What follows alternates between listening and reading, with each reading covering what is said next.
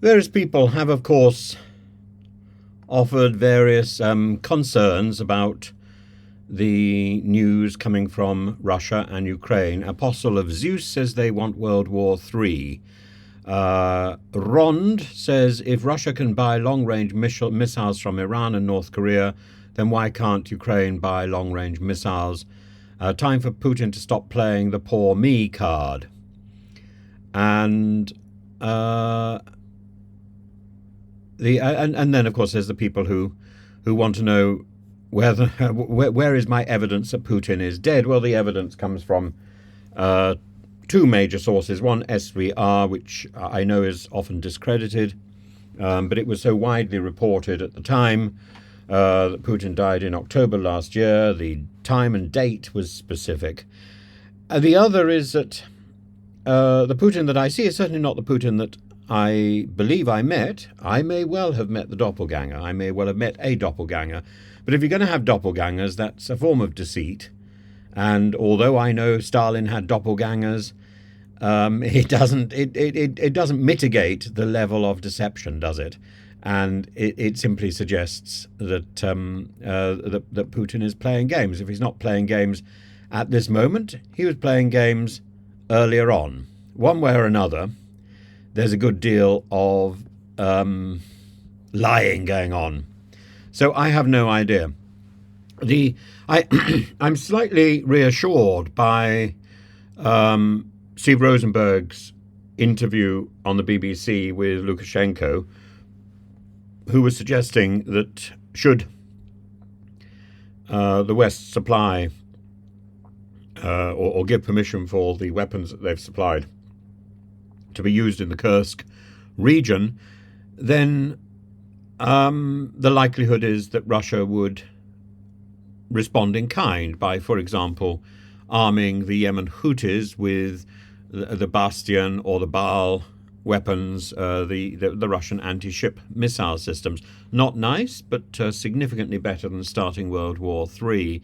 And the coverage in the newspapers today in Moscow and on the internet is certainly trying to play down the idea that we are poised on the edge of a nuclear annihilation.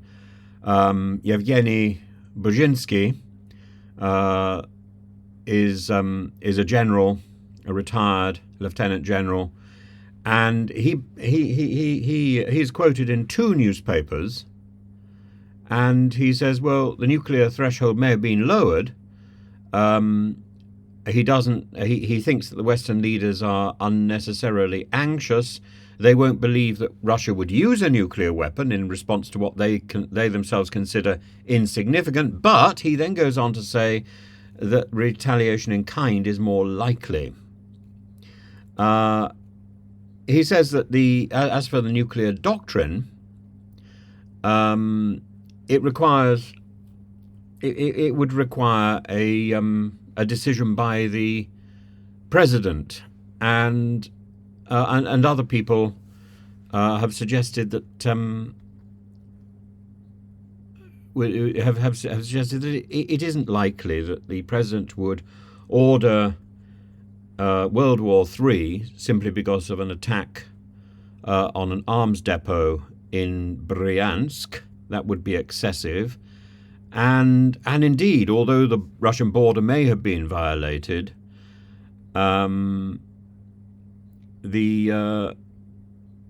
it's not necessarily a cause for nuclear weapons.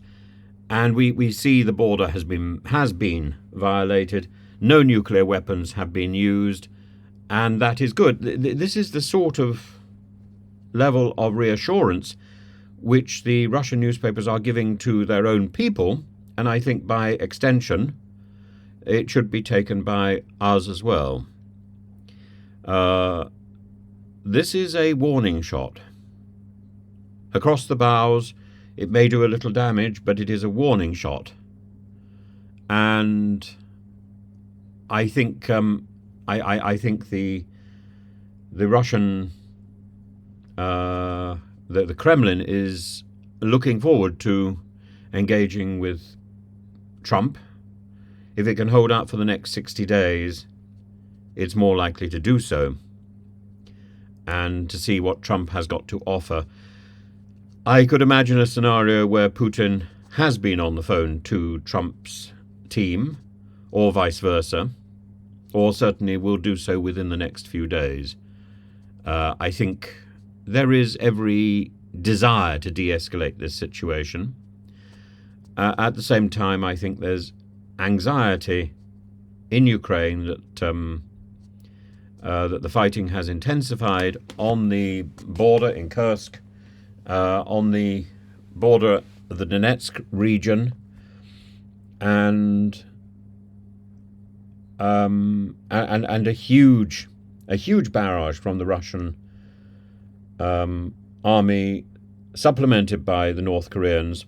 The North Koreans announced yesterday that that they should put themselves on a war footing and prepare effectively for World War III. But again, I think I don't think one should pay too much attention to what is being said by North Korea. I think one should pay more attention to what is in the newspapers in Russia. I think one should perhaps be a little bit more relaxed about the events, but certainly not to take one's eye off the ball. This is not a time for foolish rhetoric, and it's not a time for dismissing what any one individual has to say.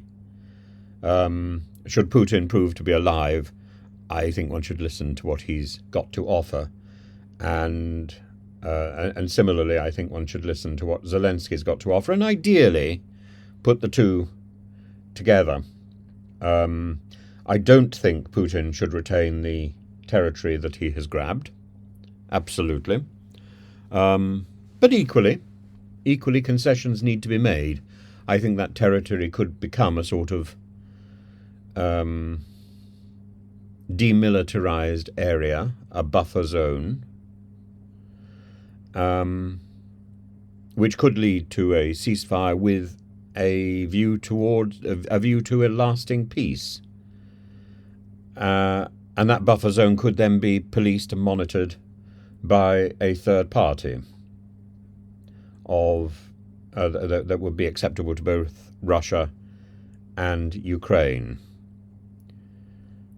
And I put some hope in that scenario. I'd love to know what you think of it.